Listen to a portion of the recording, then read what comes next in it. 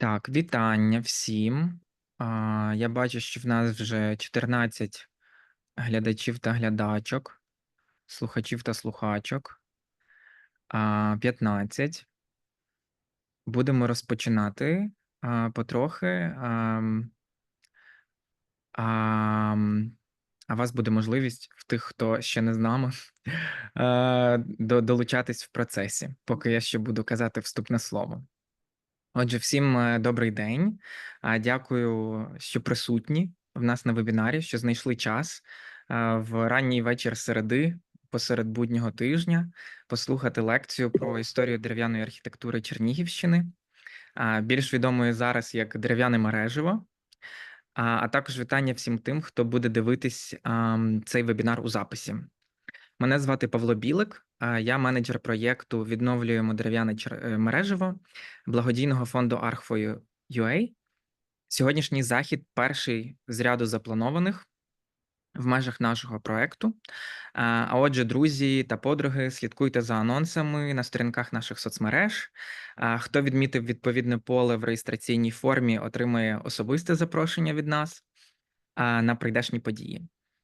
Цей проєкт став можливим завдяки французькому архітектурному бюро Martin Duplantier Architects, а також підтримці Expertise France, французької агенції розвитку. Також буду дякувати нашим партнерам, проєктам «Дерев'яне мережево Чернігова» та «Екомісто». Як я вже сказав, сьогоднішній захід доступний до перегляду наживо у форматі Zoom-вебінару. Також, тож наші глядачі і глядачки, які присутні тут зараз, будуть мати змогу задавати питання. Для цього прошу писати в чат або Q&A-чат. В кінці я буду озвучувати їх нашому лекторові. А тепер перейдемо якраз до нашого лектора. Анатолію, добрий день. Доброго дня. Шановні слухачі, слухачки, глядачі, глядачки, хочу вам відрекомендувати Анатолій Новак, історик, дослідник, популяризатор історії Старого Чернігова, а також член команди нашого ключового партнера, якого я вже сьогодні згадував, завдяки якому багато хто з вас вже знає про дерев'яне мережево. Це проєкт «Дерев'яне мережево Чернігова». Анатолій закінчив історичний факультет Національного університету Чернігівський колегіум імені Тараса Григоровича Шевченка у 2015 році, аспірант кафедри права, філософії та політології цього ж університету, науковий співробітник Чернігівського обласного художнього музею імені Григорія Галагана, з 2023 року виконувач обов'язків головного зберігача фондів художнього музею і головний зберігач фондів музею Старобілоуський історичний комплекс. Анатолію, дуже вам дякую, що знайшли час, що теж в цей ранній вечір середи буду передавати вам слово. А для вас я зараз відкрию слайди для супроводу вашої розповіді про нашу історію дерев'яного мережева. Будь ласка, всім гарної лекції. Дякую, Павло. Всім доброго вечора, чи точніше, мабуть, надвечір'я. Як уже було анонсовано, справді лекція буде стосуватися історії дерев'яного мережева, навіть не стільки історії дерев'яного мережева, як загалом, аби сформувати уявлення певне, що це таке, чому воно тут взялося, ну і взагалі, за що ми маємо любити і цінувати ці речі, тому що все ж таки живемо в такий час, що іноді навіть те, що ми, здавалося б, не помічаємо, проходячи повз нього 1000 разів, зникає, і тільки тоді ми усвідомлюємо, наскільки насправді може ця річ бути для нас естетично, ментально, культурно важливою. До таких речей відноситься в тому числі і дерев'яна забудова, яка прикрашена різьбленням, більш відомим як дерев'яне мережево. То, власне кажучи, що це таке і звідки ж воно пішло? Справа в тому, що зазвичай кожен народ і кожен регіон країни, він, як то кажуть, якими будівельними матеріалами багатий, з тих будівельних матеріалів він і працює. Тобто, якщо ми говоримо за південь України, то це камінь-пісковик, з якого побудовані легендарні прекрасні будинки Одеси. Якщо ми говоримо за захід України, то це, як правило, кам'яна архітектура, оскільки там дуже багато кам'яних порід, в тому числі гранітів, з яких можна будувати. Якщо ми говоримо за північ, то це, звичайно, ліс.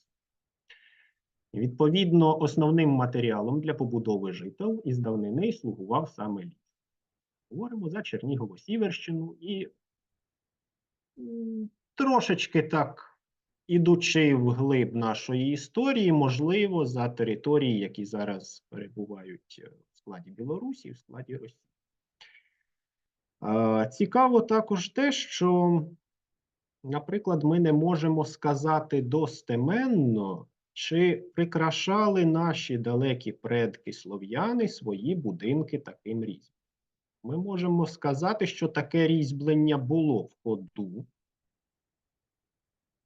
на території Київської Русі, але чи це було слов'янське, власне, наше ноу-хау, чи воно було привнесене, тут дослідники якогось єдиної точки зору не мають, тому що так вже історично склалося, що саме дерев'яне різьблення, домове цивільної архітектури, воно толком ніколи не досліджувалося до своїх глибин. Наприклад, зараз, коли ми, з чим ми, власне кажучи, стикаємося, досліджуючи дерев'яну архітектуру, а одне із завдань проєкту «Дерев'яне мережево Чернігова» в тому числі не лише пряма участь у відновленні і популяризації, але в тому числі і дослідження саме дерев'яної архітектури, тобто всі ці символи, які представлені в більшості своїй, їх набори, відповідно, навіть бажано іще знати і до якого культурного прошарку це відноситься. Тому що трошки далі я розповім, що іноді будинки в своїй символіці приховують абсолютно незвичні. Власне кажучи, та проблема, з якою ми стикаємося, полягає в тому, що не існує якихось чітких класифікацій або типологій, що значить що звідки прийшло, що чому прийшло, хто носій основний, і так далі, і так далі, і так далі. Ми користуємося наразі типологією, яка була розроблена фактично іще в пізньоімперський і в радянський час, тобто це етнографічні праці вчених Російської імперії, які дуже обмежено до цієї теми торкалися, і праці вчених радянського періоду, зокрема, це легендарна класифікація, розроблена Борисом Олександровичем. Їй уже ой-ой-ой років. Ну і, власне кажучи, для тих людей, які будь-коли цікавилися археологією, історією, загалом це постать відома перш за все тим, що цікавився він таким явищем, як язичництво давньої Русі. Це одна з його програмних праць.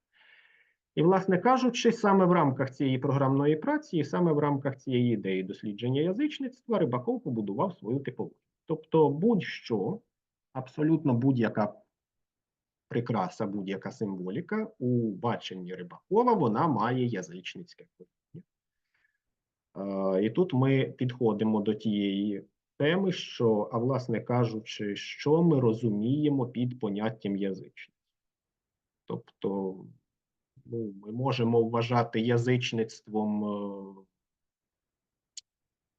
політеїзм Київської Русі епохи до князя Володимира, чи ми можемо вважати язичництвом, наприклад, пантеон давнього Єгипту?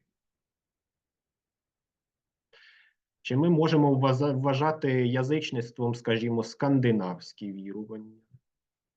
Тут також якоїсь єдиної точки зору на все це немає, тому що, по суті,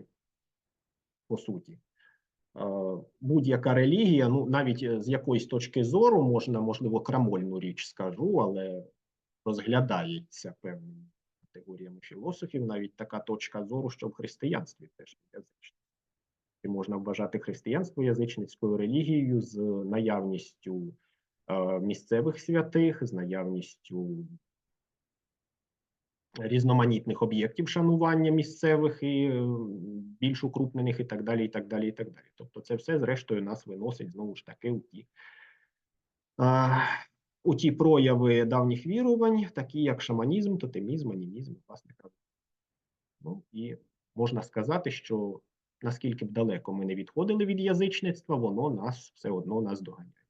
Для кожного воно, власне кажучи, у себе. У Рибакова це було саме язичництво давньої Русі. Тобто всі символи він абсолютно прив'язував до цього. Не дивлячись на це, Павло на початку так трошки заявив, що це буде лекція про історію Чернігівщини, ну але боюся, що для цієї години історії дерев'яного мережева Чернігівщини явно не вистачить, тому що тут просто про кожний навіть не регіон, про кожний населений пункт можна розповідати окремо цілу годину. Тому так зосередимося трошки на Чернігові.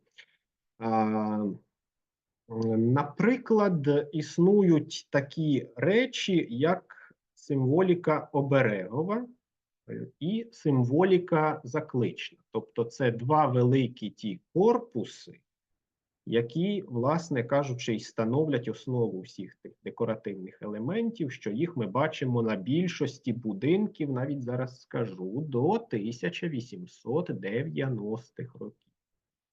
Трошки детальніше пізніше скажу чому. І в цих будинках у нас є елементи язичницькі по Рибакову, тобто це давні вірування саме слов'ян. Язичницькі, якщо вважати язичництвом релігії давнього Європи, і причому в якому конкретно моменті вони переплітаються із оцим язичництвом Рибакова, не зовсім зрозуміло, теж в кожному конкретному випадку індивідуально. І навіть є елементи, які до нас прикочували із Асирії, елементи, які до нас прикочували із Шумеру, і звідки вони, в принципі, могли б тут взятися, не знаючи оцих всіх глибинних процесів історії великого переселення народів, історії передачі надбання культур, руху цих культур, який відбувався, зміни цих символів, тому що один і той самий символ в різних частинах світу може означати абсолютно інше. Крім того, символи мають іще таку цікаву функцію, з часом отримуючи якесь нове наповнення, вони діаметрально змінюють взагалі своє значення навіть в рамках однієї тієї ж самої культури. Найпростіший приклад – це хрест. Якщо це було знаряддя тортур, ну, навряд чи хтось із нас вважатиме якимось священним символом, скажімо, залізну діву там, чи мідного бика, древнє знаряддя тортур, чи іспанський чобіток знаменитий, але хрест, який був древнім знаряддям тортур, із моменту, власне, появи християнства, тобто із моменту розп'яття Ісуса Христа і подальшого розвитку християнського віровчення, абсолютно повністю змінив для нас своє наповнення. І зараз ми його сприймаємо винятково як символ віри,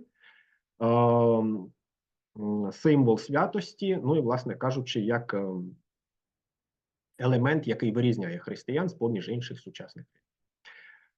Це, так би мовити, коротко про проблематику того, чому ми так однозначно прямо не можемо видати, скажімо так, каталог чи словник, ось вам символи, ось вам, значить, малюнки, будьте ласкаві, робіть, прикрашайте і так далі, і так далі, і так далі. Це все дуже складно. Це все дуже складно і потребує дуже багатьох годин кропіткої роботи, причому не лише історика, архівіста, який буде розшукувати банально відомості, хто спорудив будинок, хто оздоблював будинок, скільки на це пішло коштів, але і людини, яка буде займатися професійно культурологічною основою цього всього, людини, яка буде займатися філософською основою, релігієзнавчою основою.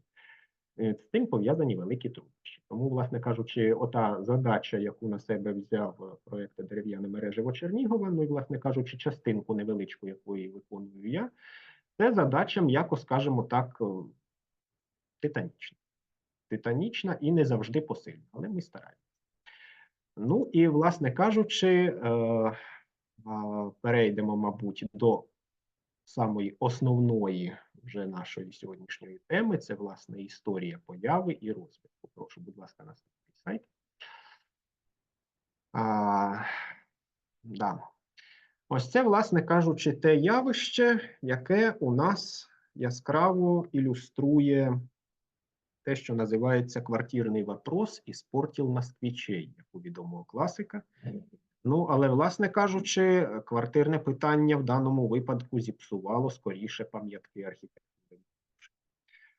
На жаль, той будиночок, який ви зараз можете бачити на фото, на цьому слайді, він уже практично припинив своє існування. І це лише один із дуже багатьох таких свідків минувшини.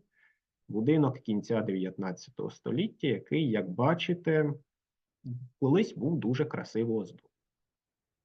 Тобто на ньому можна іще навіть досі вгадати певну символіку і певне оздоблення.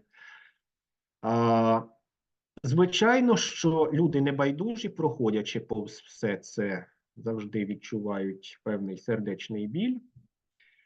І, мабуть,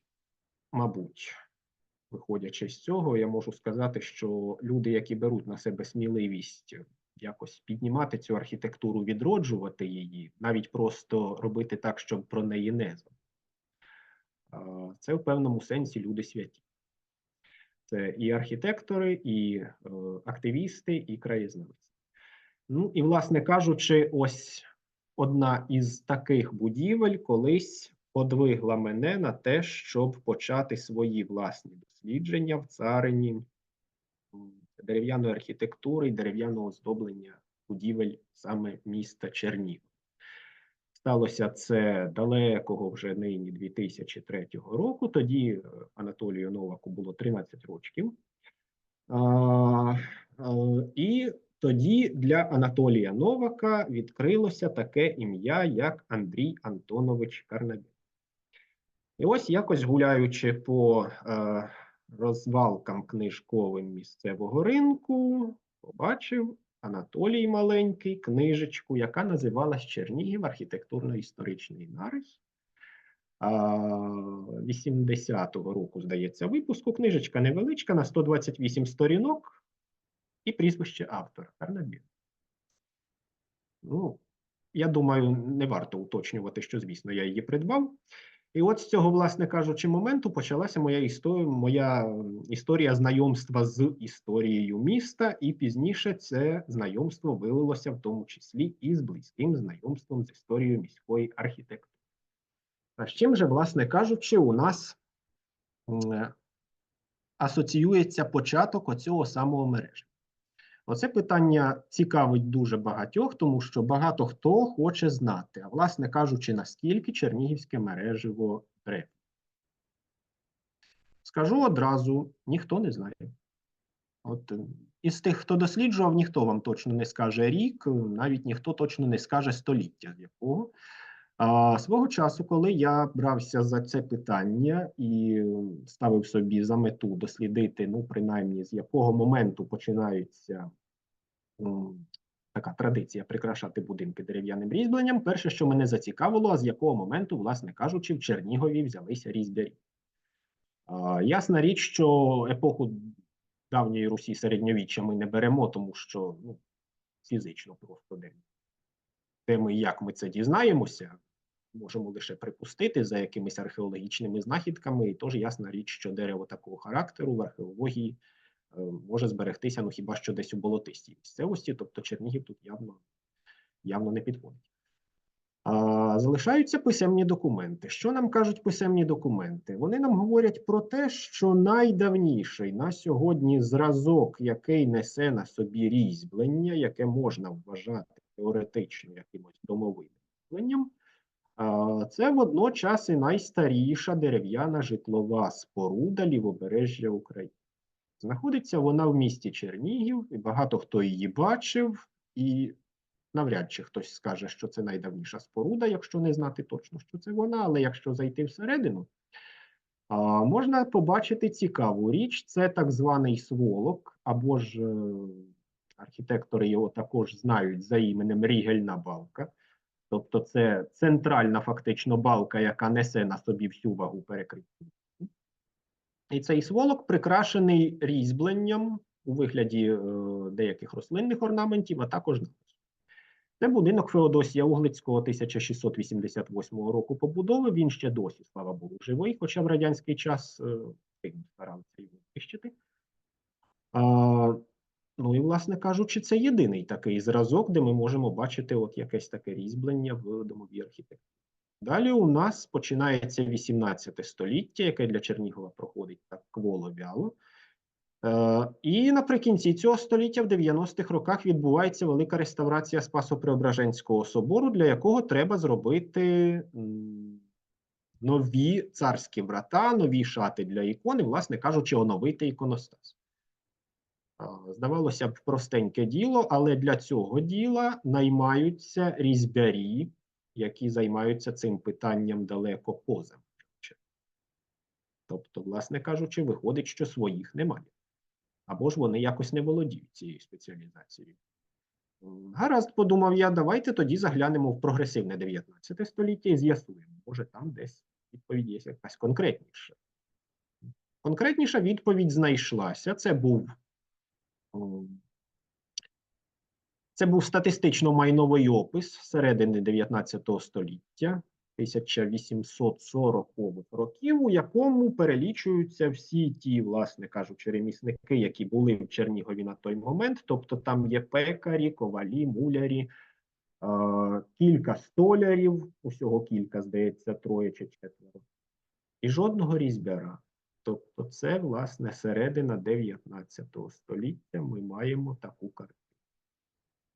Проте, у нас з'являється у місті дерев'яне різьблення в дуже скорому часі.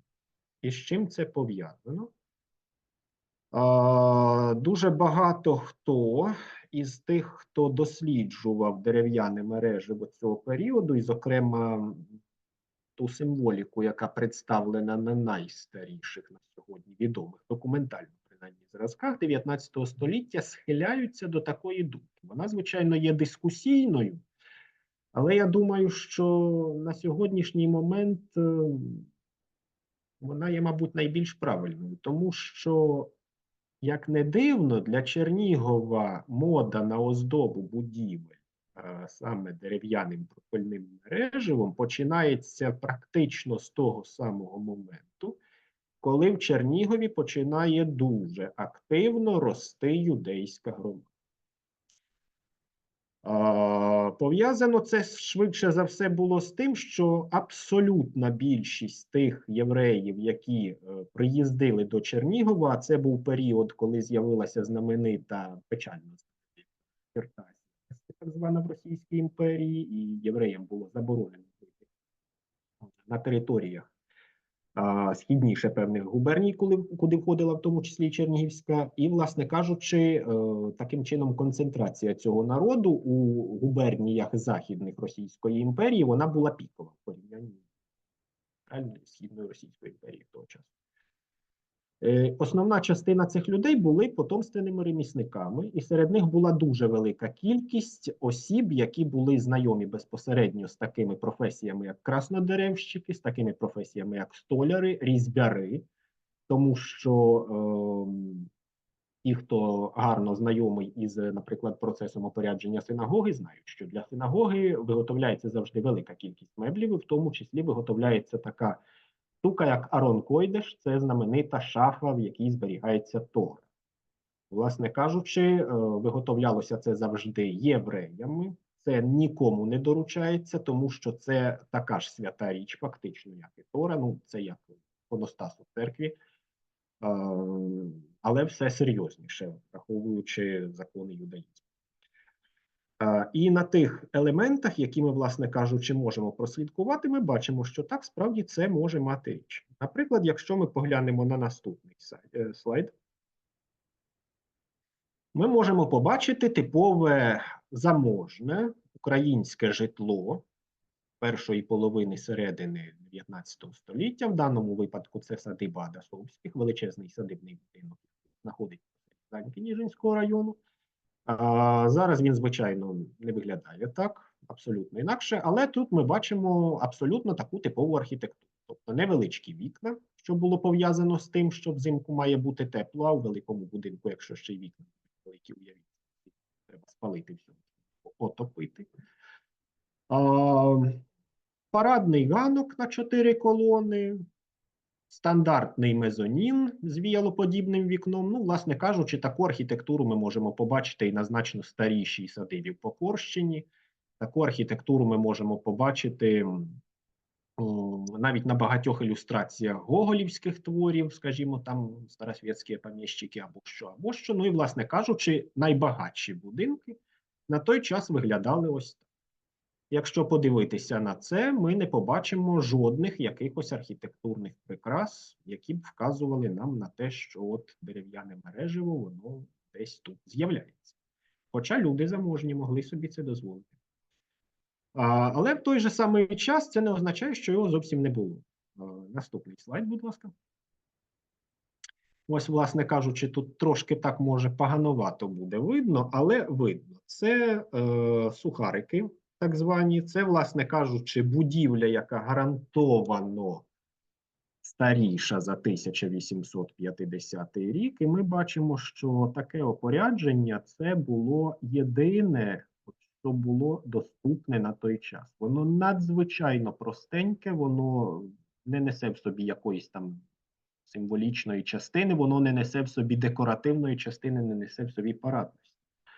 І це теж багатий будинок, тому що це була садиба дворян Вербицьких, причому садиба, якій пощастило достояти до наших часів. Навіть зараз ми її можемо побачити в практично первинному вигляді, за винятком деяких перебудов. І справді видно, що нічого додатково там не було. От, власне кажучи, можна твердити, що десь отак виглядала чи не половина або більша частина заможних чернігівських будинків середини 19 століття. І потім, власне кажучи, у нас з'являється мода на прикраси. Можемо побачити, наприклад, як пишалися люди до революції своїми будинками. Наступний слайд, будь ласка. Це знаменитий будинок Емілія Вассера. До речі, для бажаючих купити зараз він продається, наскільки мені відомо, фондом комунальної власності. Не скажу, за яку суму, це дізнаєтеся на сайті. Але, як бачите, власник просто сяє від гордощів, і, власне кажучи, на цьому фото основна частина відведена саме будинку. Людина явно пишається. І справді пишатися було чим, тому що зараз, звісно, він уже в значно такому поскубаному вигляді, тобто немає сандриків оцих частин, які знаходяться безпосередньо над віконними проймами, але все ще частина цього мережева збереглась. Це був дуже красивий будинок. Навіть за описами того часу це був красивий будинок. Я не берусь описувати обстановку, проте береглися деякі спогади, що будиночок цей перебував у досить справному технічному стані, акуратно слідкувалося, в тому числі і за мережевом, ще в 70-х роках ХХ століття, тільки фактично останнім, якщо можна так сказати, єдинолічним власником, це буде саме те слово, єдинолічним, був перший секретар Чернігівського обкому, потім секретар ЦК України Борисенко. Ну і, власне кажучи, самі розумієте, що і фінанси, і можливості для догляду за таким будинком на той час знаходилися, на відміну від решти будиночків, які після революції 17-го року було націоналізовано, їх було перетворено на комунальні квартири. І деякі з них, власне кажучи, і зараз ще такими залишаються. І це великий біль власників, тому що доводилося спілкуватися з людьми, які були б за те, щоб їхній будинок, і це справді, до речі, будинок, який, на мою думку, заслуговує на те, щоб бути пам'яткою архітектури. Він розташовується в Чернігові на вулиці Гончій, вулиця Гонча, 13, якщо мені не зраджує пам'ять, будинок Панченка. І, власне кажучи, за сумою своїх прикрас, це, на мій погляд, унікальна для Чернігова будівля. Тобто подібне мережево, воно зараз уже не трапляється. Колись його трошки було ще до 80-х років, але потім розвинутий соціалізм вніс свої корективи. Зовнішність нашого міста, потім свої корективи ще внесли лихі 90-ті, і Зараз ми продовжуємо, на жаль, вносити свої корективи сайдингом, різноманітними абсолютно провальними з точки зору естетики будівельними матеріалами. Ну, але, власне кажучи, от одна з мешканок цього будинку, вона була б за те, щоб можна було б його відреставрувати, якось, можливо, відновити цю втрачену красу, але будинок знаходиться в комунальній власності, власне кажучи, ніяк повпливати на те, щоб бодай домовитися, тут просто не. Ми на це не сподіваємося, скажімо так. Тобто нам доводиться зараз просто проходити повз, скріпивши серце, розуміти, що рано чи пізно на цьому місці виросте якась нова новобудова, ну а все інше залишиться вже тільки на фото і в спогадах. Ну і можна іще наступний. Ага.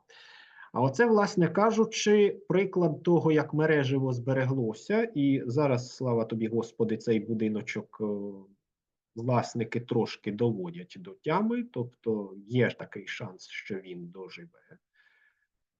Для наших наступних поколінь це будинок Терентія Шарого, один із найстаріших житлових будинків міста, які до сьогодні збереглися. Отут ми вже можемо побачити ті перші, фактично найперші зразки дерев'яного різьблення, які, власне кажучи, вони ж найстаріші, вони ж були трафаретами в подальшому для оздоблення більшості будівель такого характеру, які з'явилися у місті Чернігів. Ну і, власне кажучи, що ж ми тут бачимо? Ми тут бачимо досить складний малюнок. Тобто, якщо, наприклад, центральне полотно у цьому фронтоні являє собою складну геометрію із двох дзеркальних частин, то кожна пальметка, ось така, яка розходиться в бік під дашку, це, власне кажучи, те, що Борис Олександрович Рибаков інтерпретував як такий цікавий символ, який носить назву старослов'янською мовою ражаніця. Тобто це, власне кажучи, символ, який одночасно є і символом плодючості, тому що в спрощеному схематичному варіанті, знову ж таки, обмовлюся, що не всі дослідники з цим згодні. Дехто справедливо відзначає, що якщо розглядати там щось, десь в чомусь побачити можна все, що завгодно, і, власне кажучи, далеко заїхати. Але схематично Борис Рибаков вважав, що тут зображено внутрішні жіночі статеві органи. От, власне кажучи, чому ражаніця? Дослідники, які, скажімо так, менші прихильники фрейдизму у симвології, вони бачать все ж таки пальмети, тобто це старовинний символ, який походить іще, власне, з епохи давнього Єгипту. Якщо ми пригадаємо архітектуру давнього Єгипту, храми Луксора і Карнака, то перше, звичайно, що приходить на думку, це величезні товстючі колони, у яких зверху, під самісіньким дахом, на капітелях зображені листи аканта. Власне кажучи, ця штука, вона була символом, який водночас поєднував у собі і святість, і могутність Єгипетського царства. Ну і, власне кажучи, у спрощеному трактуванні такі пальметки вважаються символами як достатку з одного боку, якщо мова йде про пальмове листя, наприклад, яке традиційно є таким символом вшанування, глорифікації, скажімо так, людей, які мають якісь заслуги. В той же самий час і природним символом, тобто тут ми можемо ще й згадати знаменитого бога Пана, відомого, у якого також були, ну да, це треба просто відкрити, мабуть, книжку по культурології для того, щоб подивитися на це зображення. Зелений чоловік, так званий, тобто у нього дуже специфічне зображення, на думку наших далеких предків-язичників було. Він практично весь оповитий таким листям, і майже сам весь складається із цього листя. Це реально зелена людина. Далі, відповідно, на наступному слайді Можна побачити ще один із, це вже можна сказати, типові будинки 1880-90-х років для Чернігова. Ще один такий будиночок, це будинок Варвари Коцюбинського, і тут ми бачимо вже симфонію прикрас. Зверніть увагу на, власне кажучи, ті речі, які знаходяться по кутах трикутників, що виступають на даху. Трикутники – це фронтони. І, власне кажучи, в верхній і в крайніх частинах лівій і правій ми можемо побачити символ, який нагадує чимсь нам віддалено колос. Власне кажучи, трактування тут існують наступні, що, ну і знову ж таки, вліво і вправо розходяться ті самі пальметки або ж ті самі ржаніці, якщо підтримувати трактування Рибакова. Тобто тут нічого не міняється, вони продовжуватимуть існувати в чернігівській архітектурі ще дуже-дуже довго, аж до самої Першої світової війни. А от кола – це цікава річ. Свого часу, знову ж таки, обмовлюся, що не дуже багато було творів за останні століття, мабуть, не творів, а досліджень, скоріше, які б були пов'язані з вивченням символіки чернігівської архітектури. Тобто, фактично, якоїсь концентрованої праці не було. Це були або невеликі статті для наукових збірників, або ж це були більш оглядові книги, такі як, наприклад, Чернігівське узороччя, де є певна інформація по симвології, але її дуже мало. Тобто вона обмежена і вона практично однотипна. Ну і, власне кажучи, є гарна стаття Ліни Ярової з приводу солярних символів на чернігівській житловій архітектурі. Для кого буде цікаво, вона є в інтернеті. Тобто її можна буде переглянути. Але є іще такий підхід, наприклад, що в цій прикрасі, скажімо, ми можемо бачити одночасно християнський символ, який носить назву крукс гемата, або ж гематичний хрест, у якого, до речі, є іще одна символічна складова, це 12 крапельок крові довкола однієї великої. Відповідно, 12 означає апостолів, і одна велика, як не важко догадатися, Ісуса. Інше трактування говорить нам, що це символ глибоко язичницький, знову ж таки, повертається до що ми будемо вважати, звідки перенесений. Цикли року і, відповідно, 12 місяців. Ну, але це, як на мій погляд, такий трошки натягнутий варіант, тому що свого часу у наших предків кількість місяців як таких варіювалася. І навіть зараз у нас ще збереглася традиція, на жаль, пов'язана з печальними моментами життя. Ми відзначаємо 9 і 40 днів, ну це, власне кажучи, 9 днів тиждень, 40 днів місяць. Як відомо, все-таки за календарем Созігена у нас 12 місяців, в кожному їх так десь в середньому по 30 днів. Відповідно, можна вважати це символом Сол Інвіктус, тобто непереможного сонця, і ця теорія цілком має право на життя, тому що, наприклад, вписані в таку композицію на фронтоні, це, власне кажучи, є схід, зеніт і захід сонця. Ну і, відповідно, поклоніння в язичництві, знову ж таки, сонцю, як і воді, а, до речі, більшість символів, які представлені на цьому будинку, вони так чи інакше вказують нам на води дощові, перш за все, і на символіку плодючості, тобто ми можемо бачити, наприклад, на карнизній дошці елемент рослинності, ми можемо бачити, знову ж таки, у піддашку цей фартушок із дощечок вертикальних, він у нас нібито дощ, тобто води, які спускаються з небес. І в той же час нижніми своїми кромками він утворює таку хвилю, тобто це води, які вже спустилися. Власне кажучи, пальмета в нас як рослинний символ, ну і оце ж саме сонце, яке регулярно сходить, світить і заходить, і, власне кажучи, пробуджує всю рослинність і все життя на землі. І крім того, є також цікаві варіанти. Наприклад, є будинки, у яких відображений повний цикл. Це 4 сонячні цикли в році, тобто 2 сонцестояння і 2 сонцевороти. В Чернігові є і таке, це теж можна побачити, до речі, не дуже далеко від цього будинку. Ну, це кому буде цікаво, то я думаю, що майже всі чернігівські гіди вже цікавлені цією темою дерев'яного мережева, і дуже багато з них розробили свої екскурсії. Дуже б радив, дуже радив. Власне кажучи, наступний слайд, будь ласка. І те, що є найцікавішим на чернігівських будинках. Оте саме, про що я казав. Що ми розуміємо під словом язичництво? Що звідки до нас прийшло? Що значить що? Для людей, які будь-коли займалися символогією, ну, перш за все, ясна річ, що зірка Давида тут впадає в очі і на нижній правій, і на нижній світлині.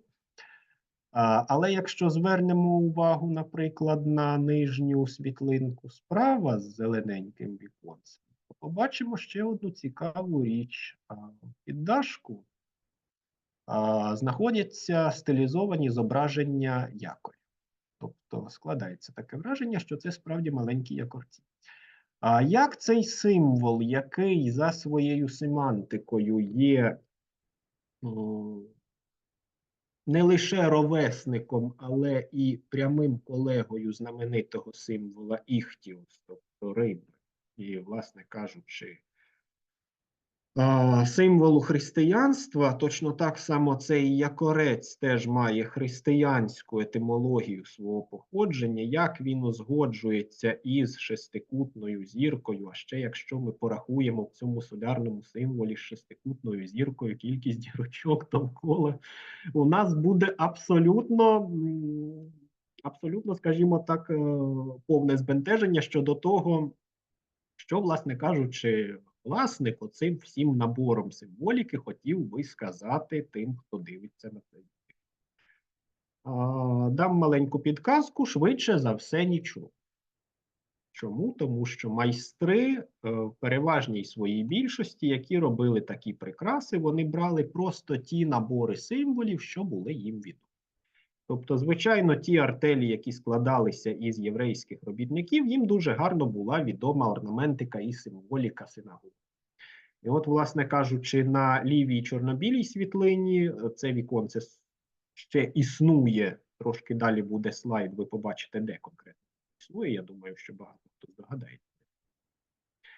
Тут ми можемо побачити цікавезну річ. На лобані, власне кажучи, вікна, це 3 символи, які над самою рамою. Бачимо 2 такі схрещені кісточки в колі, це кельтський хрест. Він знаходиться і зліва, і справа від вікна. Це символ, обереговий символ від злого ока. Кельтський. Тепер дивимося в центр. Бачимо там око Ра. Дуже цікава штука, якщо ви володієте знаннями з давньої єгипетської міфології, то це, ну, якщо так коротко, око Ра – це окреме божество, взагалі, яке каже нам про те, що Ра – це не лише чоловік, але в нього є і жіноча частина, певне, оце, власне кажучи, це око Ра.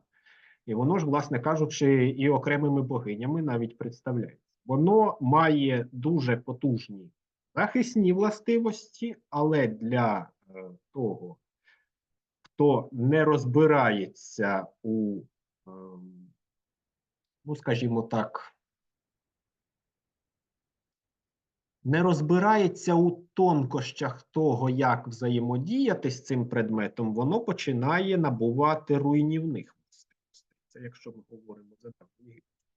Знову ж таки, кельти єгиптяни, яка мала бути, який би мав бути зв'язок. Переїжджаємо трошки вище і в Сандрику під оцими 3 зірочками Давида бачимо таке монограмоподібне з'єднання, яке в нас, власне кажучи, має ще цікавіше походження, тому що воно пов'язано із культом Лева, знову ж таки, в Шумерії, в давньому.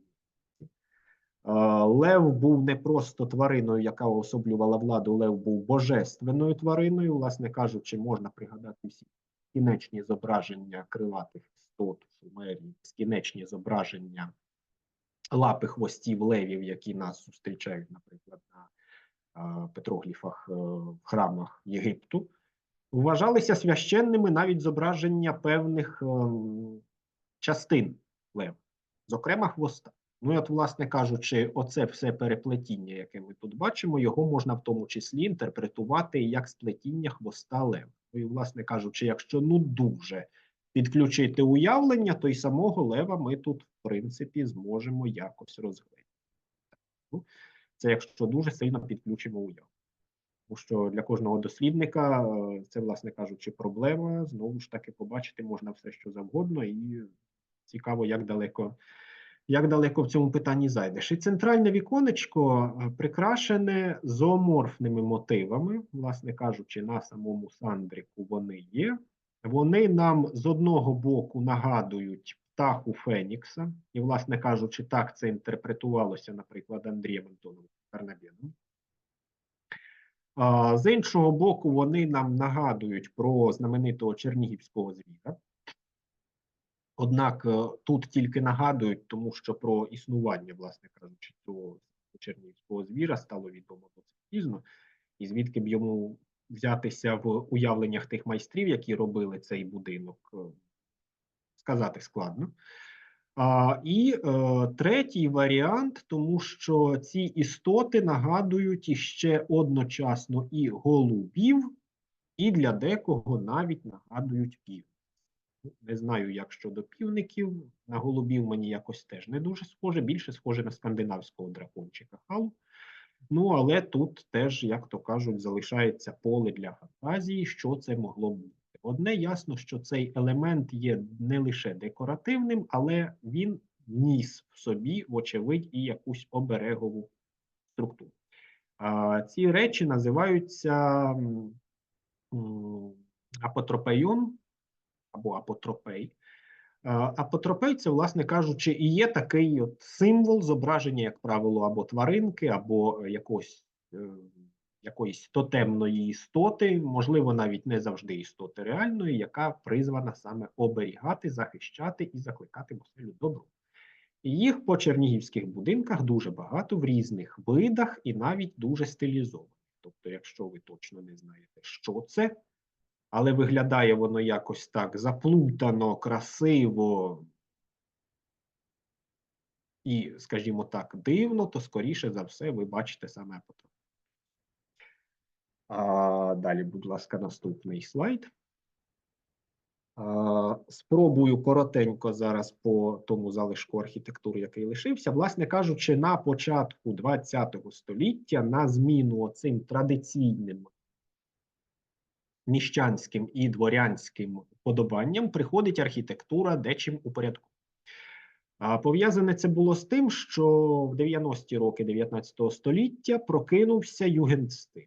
Тобто це, власне кажучи, стиль модерн, який відомий двома факторами. По-перше, це декоративність з прекрасними лініями в стилі удару батога. І, по-друге, це абсолютна відсутність якої би не було симетрії у зовнішності будинків. Тобто для тих, хто бачив, знову ж таки, архітектуру Гауді, то, я думаю, питання будуть відсутні. Характеризувати крайні прояви цього стилю. Це знаменитий будинок на вулиці Київській, 12, будинок Митькевича. Ну і, власне кажучи, справа можна побачити його репліку. Будинок того ж самого періоду, але це будинок Зельмана Гозентура, який знаходиться трошки в іншому краю міста на Гончій 92. До речі, зараз активно реставрується. В цьому йому дуже сильно пощастило. Характерною ознакою тут є те, що практично відмовляються замовники від всієї орнаментики, яка має певне значення, там, сакральне, оберегове і так далі, і так далі, і так далі, повністю вкладаючи і роблячи ставку на орнаментику звичайну. Тобто це вже прикраси, які є суто орнаментальними. Якогось глибинного сенсу в собі вони не несуть, але вони, як бачимо, дуже красиві. Ну, хоча деякі відголоски, орнаментики сакральної там ще можна побачити. І що саме цікаве, з цими будинками до Чернігова примандрував мавританський стиль, який із дерев'яних будинків деякі архітектори запозичили і перенесли в архітектуру кам'яну. І, звичайно, що в кам'яній архітектурі він до нас дійшов значно краще, ніж у дереві. Але ці два будиночки зараз залишилися єдиними такими зразками міста, і безумовно, з цієї точки зору вони надзвичайно цінні. Наступний слайд, будь ласка. Ще два будинки – це, власне кажучи, загадка, тому що, ну, як можемо побачити, вони опоряджені практично ідентично. Насправді, відкрию маленьку таємницю, вони і всередині то майже ідентичні, тобто це знаменита Віденська сецесія, оце, власне кажучи, те, що є югенстилем. Не Гауді, звичайно, але. Будиночок сіренький – це будинок Рацкевича на вулиці Ринковій, 4. Йому дуже сильно пощастило. Ним зараз володіє торгово-промислова палата, його регулярно ремонтують.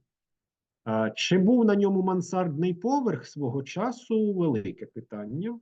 Тому що, наприклад, на будинку праворуч, зелененькому будинку Митькевича, він є. А оскільки планування у них дещо подібне, то цілком може бути, що колись мансардний поверх таки був, але ж не будемо забувати, що по Чернігову пройшлася Друга світова війна і пройшовся грейдером розвинутий соціалізм. Цікавинками і одного і іншого будинку є те, що сецесійний стиль в Чернігові з'явився напряму з самого серця своєї появи. Купець Рацкевич до нас прибув із підавстрійської території, власне кажучи, це було його перше замовлення для себе. Проект він, судячи з усього, робив теж по австрійським лекалам, можливо, навіть в Австрії він замовляв. Вже репліка цього проєкту, тобто бачимо, що прикраси ті ж самі, орнаментика та ж сама, тобто та краса віденської сецесії, яка нам має нагадувати про вигини жіночого тіла, вона присутня і в будинку Малявка, вже значно таких покращених, більш видозмінених проявів. І однією із ще одних новинок, які з'явилися на той момент в архітектурі, це буде видно більше на наступному слайді. Це перлина нашого міста, яка, на жаль, трошки помирає останнім часом. Це будинок, навіть не будинок, це особняк, можна сказати, замок. Один із дерев'яних чернігівських замків Тарасевича. Власне кажучи, те, що ми бачимо на даху, це перша металочерепиця, яка з'явилася в Чернігові. Це профільовані листи, і їх застосування на той момент це було вау. Ну і крім того, на центральній башті у нас зверху є ще й кований флюгер із кованим парапетом. Це вже до Чернігова добралася мода, яка була характерна для французьких шато 17-18 століття. Таке ми можемо побачити десь на Версалі або на Луврі. Але визначною ознакою цього будинку є те, що ніхто не може його точно віднести до якогось. От все, що на ньому є, воно все декоративне, все прекрасне, все до ладу, але це що? Це модерн? Ні, це не зовсім модерн. Це ампір, це не зовсім ампір. Тобто це еклектика, ну це явно не еклектика. Але мистецтвознавці і краєзнавці ламають між собою списи вже не одне десятиліття про те, куди цей будинок віднести. Я б його скоріше відніс до такого специфічного явища, як північний модерн. Це відомо для тих людей, які будь-коли відвідували знамениті дачі під Петербургом. Там дуже багато дерев'яних будинків і в стилі сецесії, в стилі модерну, класичного. І в тому числі є будинки, які носять виразник форми модерновий, орнаментика ампірна. В даному випадку ампірна орнаментика прикрашає увесь цей будинок, а, власне кажучи, форма у нього традиційна для північного модерну. Тобто і ці башти, і ці форми даху, швидше за все, були підведені замовником в журналі «Зодчий», який досить довго, мабуть, що років 10, публікував на своїх сторінках найкращі проекти якраз таки дачних будинків для Петербурга. Не знаю, наскільки цей будинок був дачний, але остання жива нащадка першого власника казала, що будинок всередині був просто розкішний і, власне кажучи, він завжди був теплий взимку, в ньому прохолодно. І будували це все, пряма мова, щоб не осоромитися перед сусідами. Для тих, хто знає, як виглядає вулиця Павлова в Чернігові, які кілька будинків там ще є попереду, в тому числі і бібліотека, яка нині відновлюється на міському стадіоні, зрозуміють, перед якими сусідами не бажав осоромитися. Тобто, реально можна сказати, що отут було попадання у десятку. Звичайно, що для Чернігова були характерні і особисті проекти, тобто не замовлення, а, власне кажучи, проекти, які створювали самі власники будинків. Це наступний слайд. Унікальний будинок, від якого, на жаль, лишилося 3 вікна, і я думаю, що і від тих скоро не буде нічого. Це будинок видатного інженера Якубовича, Лиштва, Сандрики. Тимпан під сандриком, конструкція, відповідно, і розкладка всіх прикрас у піддашку – це абсолютно робота архітектора, який жив у цьому будинку, від А до Я. Конструкція цих вікон насправді надзвичайно складна. Фотографія, яку ви бачите праворуч, це, власне кажучи, те, як цей будинок виглядав до 2009 року. Фотографія ліворуч – це одне з тих 3 вікон, яке зараз залишилося на весь фасад. Тобто, і судячи з настроїв власниці, вона, мабуть, що не планує їх лишати надалі. Тобто, буде якесь перепланування, якась перебудова.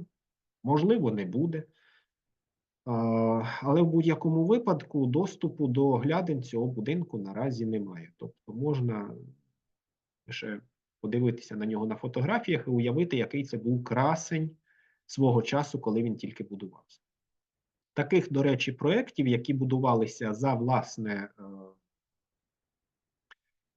розробками місцевих архітекторів, у Чернігові було декілька, тобто це не лише будинок Якубовича, але цей, на мою думку, є найбільш репрезентативним. Його б хотілося, звичайно, зберегти в тому вигляді, в якому він був, але на жаль, зараз можна тільки десь відтворити якимись деталями на якомусь іншому будинку. Можливо, якщо колись у когось з'являться гроші і бажання, то, власне кажучи, фотографію ви бачите, мірки зняти можна. Звертайтеся до архітекторів, звертайтеся до Чернігівської політехніки, замовляйте і, можливо, вам зроблять теж ось таку прекрасну репліку будинку Якубовича на вашій особистій оселі. Ну і, власне кажучи, останній, мабуть, передостанній слайд. Це те, що називається меблевим стилем в архітектурі нашого міста. Тобто тут іще залишилися певні орнаменти, але це вже мода, яка побутувала перед самою Першою світовою війною. Стиль цей називається дуже незвично для україномовного вуха бозар. Не базар, а саме бозар через літеру О. Характерний він був тим, що використовував і неоренесансні мотиви, і барокові, і рококові, але без їх прив'язки до основної стилістики архітектури. Ну, власне кажучи, у нас в Чернігові це звелося більше до такого меблевого стилю, де фактично навершя вікон, пільонки дверей, світлики, якісь інші декоративні елементи, вони дуже сильно уподіблені до таких же самих аналогічних корони на верш, наприклад, на дзеркалах, на книжкових і платяних шафах і так далі. І так далі. Це не випадково, тому що такі речі робили майстерні, які виготовляли меблі. В Чернігові їх було декілька. Одна із найвідоміших – це була майстерня Якова Бурдукалова. Вона знаходилася на сучасній Борисоглібській. І, власне кажучи, зразки меблів Бурдукалова досі навіть можна побачити по будинкам. Ці зразки дісталися в спадок від прабабусь, комусь від бабусь, хтось просто десь купив або комусь віддали. Але, власне кажучи, за аналізом більшості таких зразків можна зробити висновок, що швидше за все, ті з півдесятка, здається, їх зараз всього лише залишилось, і один, до речі, будинок був ось буквально минулого року завершений. На нього були встановлені, знову ж таки, відновлені сандрики. Скоріше за все, що всі ці зразки, вони вийшли з однієї майстерні, і найпевніше, що це була майстерня саме Якова Бурдука. Ну і, власне кажучи, підсумувати лекцію хотілося б таким своєрідним оглядом, а чому, власне кажучи, варто це все берегти. Наприклад, наступний слайд. Це будинок Івана Григоровича Рашевського. Власне кажучи, ліворуч останній рік його існування в своєму недоторканному варіанті 1979. Як бачимо, вже почався потихеньку занепад, але уважно поглянувши на цю фотографію, можна зауважити, що декоративних елементів на ній дуже багато. Цей проєкт теж розробляв особисто Іван Григорович Рашевський, який був не лише видатним свого часу живописцем, але в тому числі і колекціонером. Йому були відомі дуже багато елементів зі строїв народного одягу, дуже багато орнаментів з традиційних українських рушників, які він збирав, і орнаментика, відповідно, яка застосовувалася на кераміці, і у своєму будинку він це відобразив. Коли він придбав, власне кажучи, садибу Швейцарійка, то будинок був трохи видозмінений. Можна побачити, що на ньому присутні елементи, яких немає і не мав ніколи більше жоден будинок. Ну і, власне кажучи, праворуч, це середина 90-х років, ще є табличка про історико-меморіальне значення цього будинку, ну але вже, власне кажучи, вже на той момент можна сказати, що будинок прийшов у повний занепад, і він був, на жаль, знищений. Тобто цю перлину ми втратили. Наступний слайд – це, власне кажучи, ілюстрація того, що відбувалося останні десятиліття. Тобто це той самий сайдинг і ті самі будматеріали, які знищують автентику. Я думаю, ті, хто дивиться від початку, впізнали цей знаменитий сандрик з левиками, зірочками і всім іншим. Ну і, власне кажучи, вулиця Чернишевського, колишня, нині Василя Стуса, 21, і ми можемо бачити цей будинок до, можемо бачити після, слава Богу, дещо від вікон це таке діло. Тобто власники, даруйте на слові, виявилися не зовсім, як кажуть у народі, жлобами, і все-таки дещо залишили. І я так сподіваюся, що, можливо, під цією білосніжною вагонкою теж залишилися і декоративні елементи, а не лише гола конструкція. Ну, принаймні, цей будинок колись можна буде відновити. Але ось це той головний ворог, з яким ми стараємося боротися як ініціатива «Дерев'яне мережево Чернігова», так і загалом краєзнавці у своїй роботі. Тобто головне переконати власника, що можна зробити не ось такий ось ремонт по-багатому, як то кажуть, щоб люди здивувалися, але що можна зробити якісно із застосуванням новітніх матеріалів, не псуючи при цьому оригінальну естезу будинку. Ну і, власне кажучи, те, що довершило бійню старовинної чернігівської архітектури, це наступний слайд, це, власне кажучи, події 2022 року. Оце те, що зараз є нагальним викликом, тому що з'ясувалося, що у старовинної забудови міста, і, зокрема, в старовинної дерев'яної забудови, крім людської байдужості і людського банального незнання, є ще й ось такий ворог у вигляді російських бомб і снарядів, який подекуди довершив, і принаймні для деяких будинків це вже стало кінцевою точкою, довершив оцю процедуру повного розвалу і І для того, щоб не закінчувати на такій мінорній ноті, попрошу наступний слайд, він вже буде фінальним. Ось це, власне кажучи, ініціатива «Дерев'яне мережево Чернігова». Ну і тут не всі Не всі, тому що їх уже більше десятка, слава Богу. Працюють хлопці і дівчата в напрямку того, що скоро вже будемо, мабуть, і, 20-очку першу все-таки відзначати, але тут можна побачити саме ті зразки будинків, які були відновлені. Причому центральна фотографія – це будинок меморіальний. Відповідно, він пам'ятка історії місцевого значення, будинок художника Петуся. Тут власник увесь ремонт зробив за свій рахунок. Йому допомогла в тому числі ініціатива «Дерев'яне мережево Чернігова». Тобто тут були застосовані сучасні матеріали і зроблено весь корпус ремонту, який ви ззовні будинку ніколи в житті не побачите. Тобто все це було зняте, все було зроблено грамотно, обшивка і всі декоративні деталі повернуті на місце, відсутні, виготовлені, і ми можемо побачити будинок таким самим, який він був у 1890 році під час своєї побудови. Але в той же час він є і утепленим, він є і відновленим у деяких частинах, і збережений його зовнішній естетичний. Зверху це один із тих сандриків Бозар, знамениті, які були відновлені за допомогою Національного університету Чернігівська політехніка, наших великих друзів, власне кажучи, які невтомно з нами працюють і, я сподіваюся, не будуть припиняти цю співпрацю. Приємно все-таки, тому що, ну, скажімо так, таких цікавих зразків, може для когось це міщанство, може для когось це нічого не значить, але таких цікавих, справді, зразків архітектури по Чернігову не так багато. На жаль, всі вони практично у дуже-дуже плачевному.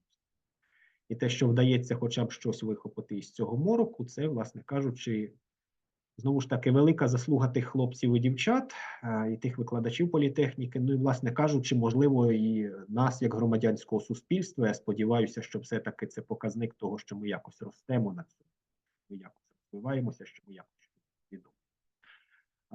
Ну і два зразки, один з яких мій улюблений – це будиночок, власне кажучи, на Музейній 2Б, який був відновлений минулого року. Прекрасна садиба, яка, до речі, впродовж всього свого існування, що рідкість велика для Чернігова, належить одній тій самій родині. І такий веселенький синьо-малиновий, чи, можливо, це синьо-рожевий будинок лікаря Сікорського. Тут був виклик основний в тому, що, власне кажучи, кілька вікон довелося оздоблювати повністю наново, на них не було ні сандриків, ні як таких обкладок. Дуже багато, величезну кількість мережева довелося виконати наново. Там на десятки метрів буквально йшов лік, і практично всі вікна фасадні, їх теж довелося, там буквально, мабуть, що на одному вікні було більше, ніж 70% прикрас. Все інше було в дуже плачевному стані, ну але постаралися все ж таки із дотриманням всіх необхідних вимог, і з дотриманням, власне кажучи, бачення першого власника, всі ці речі були відновлені. І знову ж таки, на цьому будинку, як ніде в Чернігові, тепер можна рельєфно побачити всі оті прекрасні символи, про які я оповідав трошки раніше, і лев'ячі хвостики, і кельтські хрестики, і, власне кажучи, око Ра, яке не будемо забувати, є окремим божеством, да, обережніше з ним потрібно. Ну і, власне кажучи, ще одна велика заслуга хлопців і дівчат з дерев'яного мережева в тому, що з кожного будинку, практично з кожного, деяка частинка мережева оригінального знімається, дбайливо реставрується, і найцікавіші варіанти передаються на збереження. Ось в тому числі зовсім не так давно було Катериною Гільденскьольд передано до Національного архітектурно-історичного заповідника Чернігів Стародавній комплект, власне кажучи, опорядження вікна із частинки будинку, де проживає її родина на вулиці Софії Русової. На жаль, цей будинок утеплили пінополістиролом, і тепер він має звичайний вигляд. без жодних прикрас, ну, але все-таки хоча б десь такі прикраси вони збережуться і, можливо, на подальше хтось, поглянувши на це, ну, принаймні подумає про те, що як таку красу можна було втратити і чи не варто було б це відродити. Ну, а поки хтось буде про це думати, ми старатимемося якось загалом це відроджувати вже потихеньку-потихеньку. Що ж, дякую за увагу. Якщо будуть запитання, готовий на них відповісти. Анатолію, дуже вам дякую. Дуже класна презентація. Мені сподобалось. Я впевнений, що нашим всім глядачам та глядачкам теж. Кількість присутніх не зменшилась, тільки зросла аж до зараз. Тому я вважаю це успіх. Зараз так, справді час для питань. Ми вже трошки вийшли за час, але це справедливо. Було чим займати час. В нас є кілька питань. Одне з них.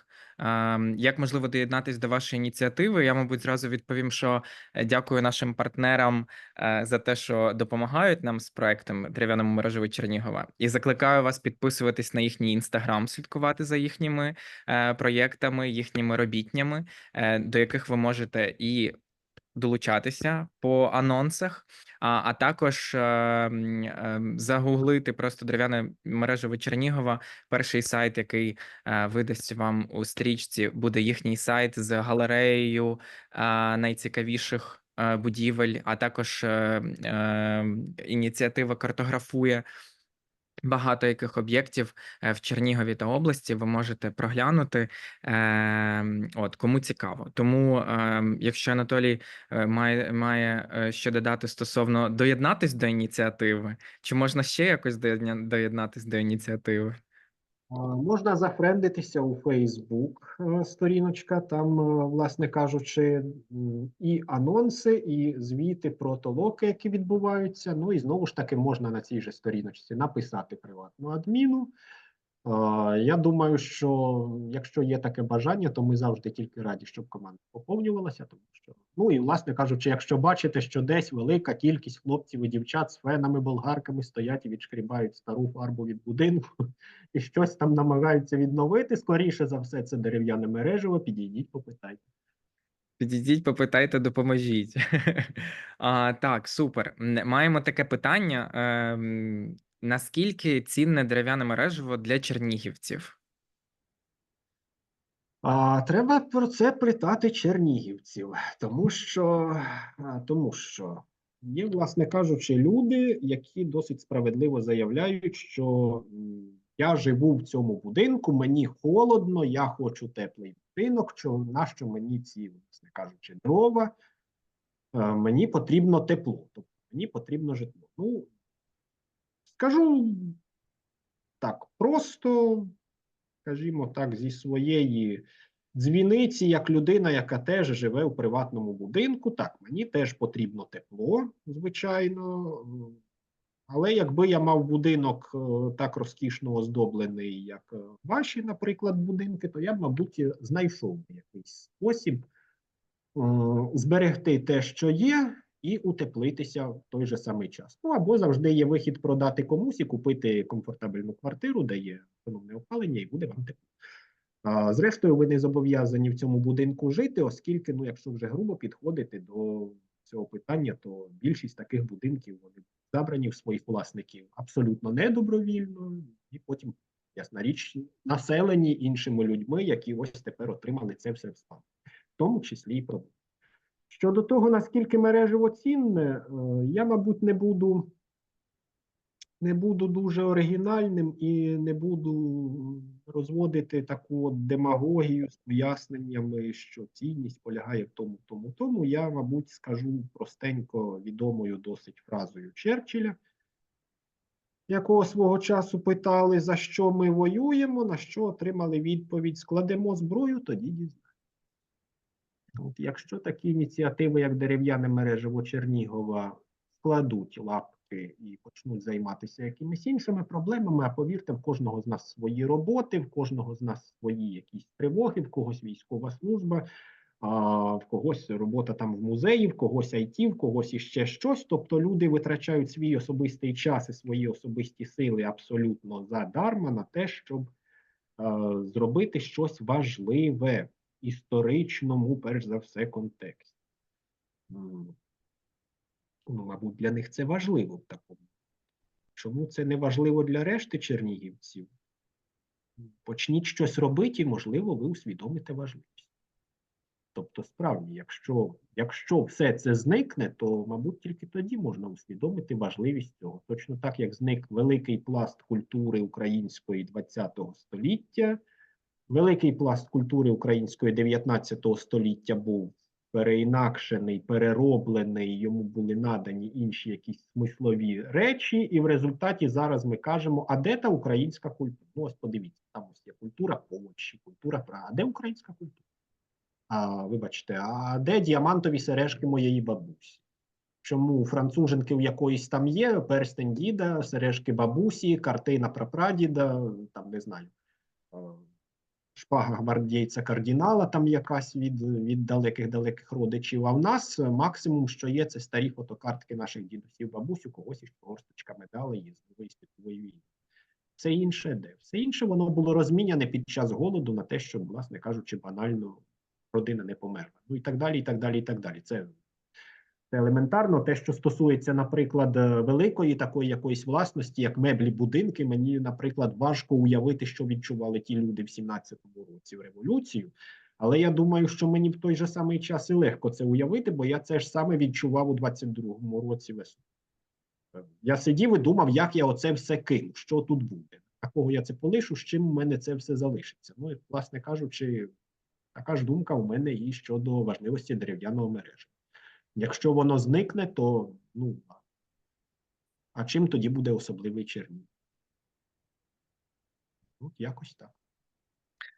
Дякую вам. Маємо гарний коментар, я його зачитаю. Дякую вам за ініціативу. Дуже цікава лекція. Дізналася багато нового про унікальні будинки Чернігова. Так круто, що є можливість дізнатись більше про нашу архітектуру, спадщину і питання її збереження піднімаються все частіше. Анатолій дуже цікавий лектор. Дякую. Ще одне питання задам з нашого чатику, і будемо завершувати. Питання таке: чи підтримує міська влада вашу ініціативу?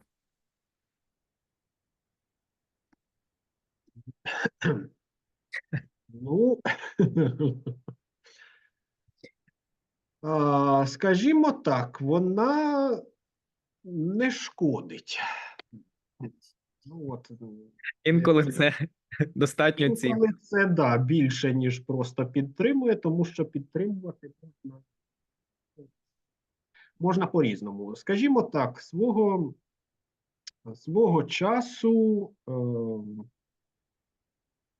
проекту «Дерев'яне мережево Чернігова» вдалося виграти бюджет участі.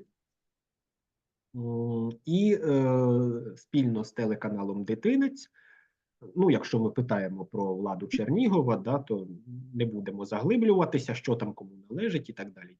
Так далі, я думаю, що любителі шкандалю зможуть знайти шкандаль в будь-чому. Але спільно з телеканалом «Дитинець» було зроблено дуже професійно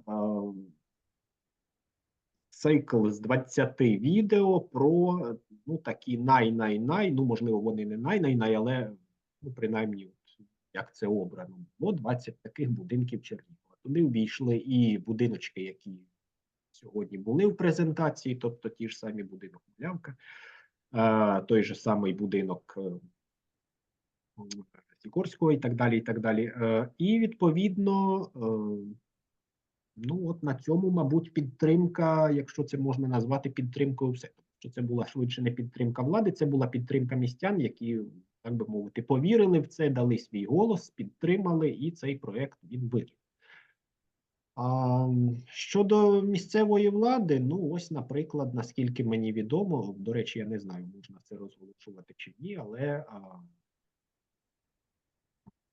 є така споруда історична, вона теж пам'ятка на вулиці Шевченка, якраз напроти розбомбленої фашистами бібліотеки.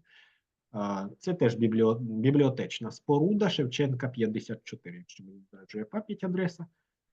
Будинок Свєчнікової, він же будинок Свидерського, власне кажучи, багато дуже оформлений.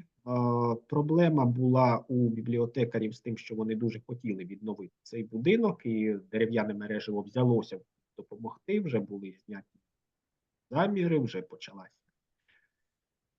підготовка, власне кажучи, до створення елементів, яких не достає, і до створення елементів, які будуть йти на заміну, але все вперлося в те, що будинок є пам'яткою історії місцевого значення, а за українським законодавством, для того, щоб навіть якусь дірочку в ньому зробити, зашпаклювати, треба взяти дозвіл у відповідного профільного. З одного боку, це, звичайно, добре, але чомусь у нас законодавство працює таким дивним чином, що знести будинок, який є пам'яткою, не проблема просто. А відремонтувати будинок обов'язково треба піти і зібрати 5 кілограм повного собрання сочинень, різноманітних погоджень, довідок і так далі, і так далі. За цим діло стало, ну, але зараз нібито, як кажуть, що влада пішла на зустріч і такі погодження були надані. Принаймні мені таке доводилося чути, не буду 100% казати, ну, але якщо це можна вважати підтримкою влади, ну, тоді окей.